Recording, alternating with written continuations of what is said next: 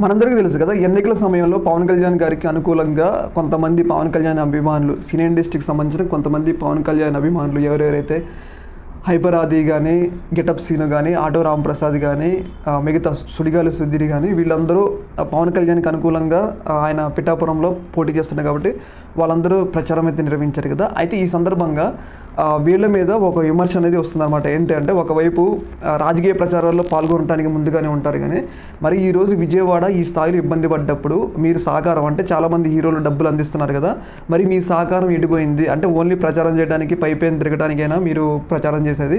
మీరు ఒకవేళ రాజకీయంలో ఒక పార్టీకి కట్టుబడి ఉన్నప్పుడు మినిమం మీరు సహాయ సహకారాలు అందించాలి కదా అని చెప్పేసి వాళ్ళ మీద విమర్శలు అయితే వస్తున్నాయి ప్రధానంగా. అంటే నా అభిప్రాయం ఏంటంటే ఈ యొక్క సినీ ఇండస్ట్రీకి సంబంధించిన వాళ్ళు రాజకీయ ప్రచారాలు చేయకుండా ఉండటమే బెటర్. ఎందుకంటే ఒకవేళ రాజకీయ ప్రచారాలు చేశారనుకో ఇలాంటి విమర్శలు వస్తాయి. మీరు ఒక పార్టీని గెలిపించేయాలని అడిగినప్పుడు ఆటోమేటిక్గా ఆబ్వియస్గా వ్యతిరేక పార్టీ నుంచి విమర్శలు వస్తూ ఉంటాయి. అంటే ఈ యొక్క విమర్శలు రాకూడదంటే వాళ్ళు ఎంతో కొంత సాయం అన్నా చేయాలి, లేకపోతే రాజకీయాలకి దూరంగా ఉండాలి.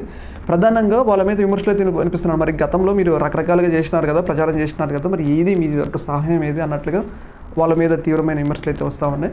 చూడాలి మరి ఇప్పుడైనా వాళ్ళు సహాయం చేస్తారా, లేకపోతే ఈ యొక్క కౌంటర్కి ఎలా స్పందిస్తారనేది. దీని మీద మీ అభిప్రాయం తెలియజేయండి.